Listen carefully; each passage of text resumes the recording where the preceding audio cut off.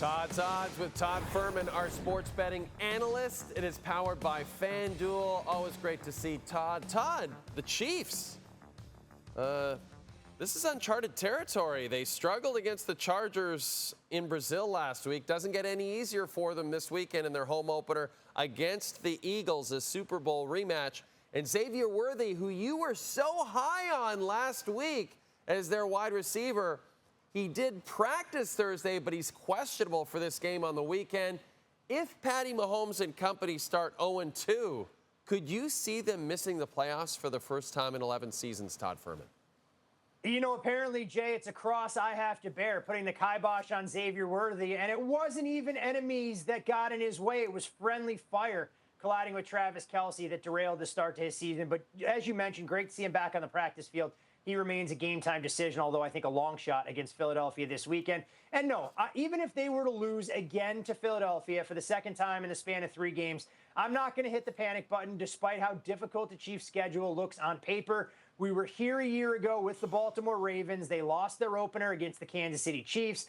They gacked up a fourth-quarter lead against the Las Vegas Raiders, and they played their best football down the stretch. So when you have the heart of a champion, even if they lose to Philadelphia yet again, I think things will be just fine for the Chiefs, but they do need to get healthy because going into battle with weapons like Juju Smith-Schuster, Hollywood Brown, and Tyquan Thornton, not going to get it done as far as playmakers for Patty Mahomes. I'll tell you who's a playmaker, other than Michael Irvin. I'll tell you who playmaker is, and that's Josh Allen. What a Week 1 performance. We saw lots of great Week 1 performances. Nothing like Josh Allen and that incredible comeback against the Ravens. He is currently, and he's already the reigning MVP, he's currently the favorite to win MVP this season at plus 300. He would be the first repeat MVP since Aaron Rodgers. Should we just engrave his name on the trophy now, Todd? Should we give it to him now? I'm not saying that Josh Allen won't win the MVP, but am I willing to run to the window with our friends at FanDuel and bet Josh Allen at such a depressed price? Absolutely not. There are plenty of talented quarterbacks around the league. When you look at Lamar Jackson, his counterpart, I know Joe Burrow got off to a slow start. Justin Herbert looked phenomenal in that game against the Kansas City Chiefs. One win doth not make you a champion in any capacity, Jay. Josh Allen's got a lot more runway in front of him, but it does help when you get off to a sterling start on the big stage with a tremendous comeback. The Bills are racing that 15-point deficit in the fourth quarter for the first time since the late 1950s in Western New York. Niners got off to a sterling start too, Todd, as you know, but it came at a price. George Kittle is out for multiple weeks. Now we find out Brock Purdy could be out 2 to 5 weeks with that turf toe injury. How confident, Todd Fuhrman, are you in a team led at quarterback by Mac Jones going forward?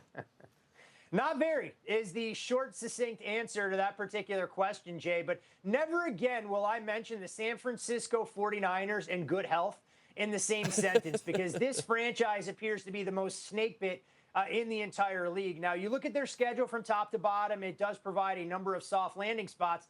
And ironically enough, all the buzz way back when the 49ers ended up using their 3rd overall pick to draft Trey Lance was speculation that Mac Jones could be their guy. Well, we come full circle in the National Football League. Let's see if Kyle Shanahan can work a little magic with some secondary weapons and if Mac Jones can keep the seat warm until Brock Purdy is able to return from a toe injury that, as you said, could sideline him a little bit longer than we anticipate.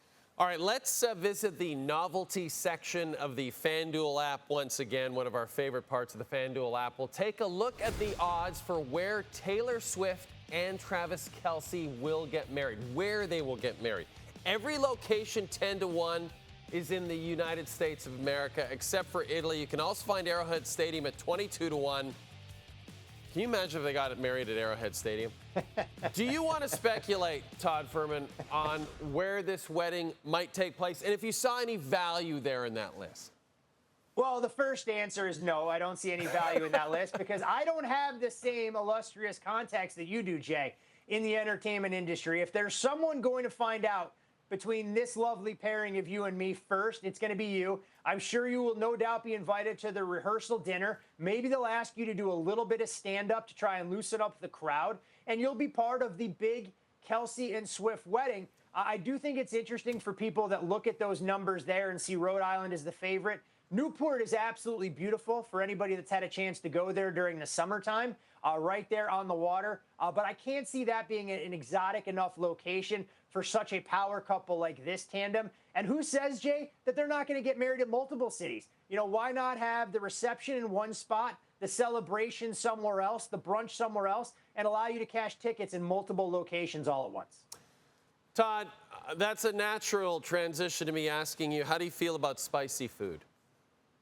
So if I had the chance to really spin full circle, I'd be able to show you one of my most impressive achievements, Jay, in my 40-plus years on this planet. I was the regional champion for Buffalo Wild Wings. I ate 30 blazing hot wings in 1 minute and 46 seconds.